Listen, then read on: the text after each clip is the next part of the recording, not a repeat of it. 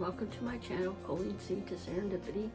I'm Colleen, and welcome into my new viewers, and welcome back to my Serendipity Subbies.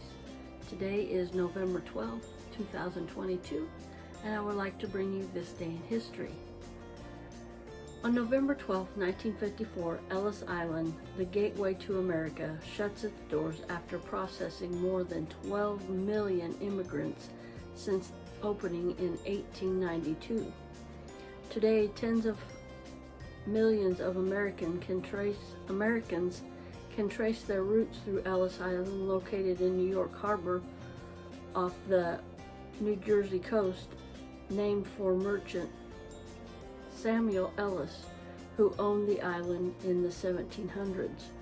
On January 2nd, 1892, 15-year-old Annie Moore from Ireland, became the first person to pass through the newly opened Ellis Island, which President Benjamin Harrison designated as America's first federal immigration center in 1890. Before that time, the processing of immigrants had been handled by individual states. Not all immigrants who sailed into New York had to go through Ellis Island.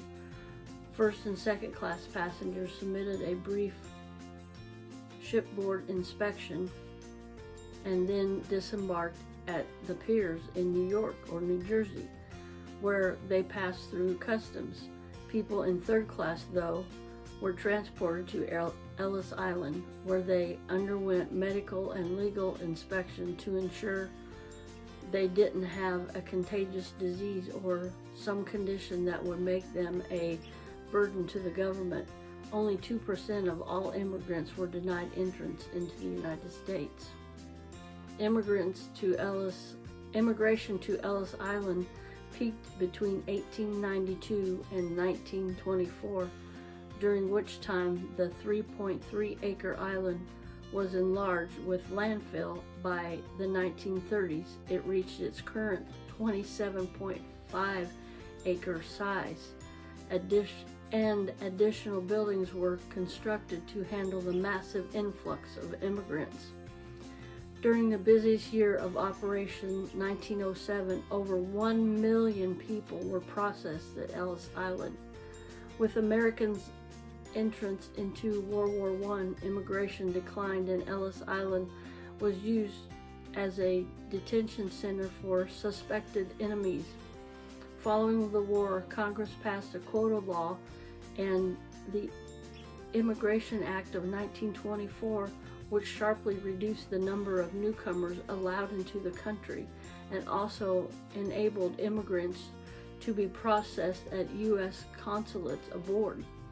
After 1924, Ellis Island switched from a processing center to serving other purposes, such as a detention and a deportation center, a hospital for the wounded soldiers during World War II, and a Coast Guard training center. In November 1954, the last detainee, a Norwegian merchant seaman, was released and Ellis Island officially closed.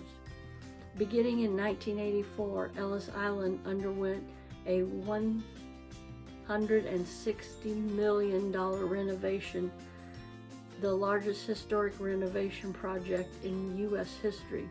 In September 1990, the Ellis Island Immigration Museum opened to the public, and today is visited by almost 2 million people per year.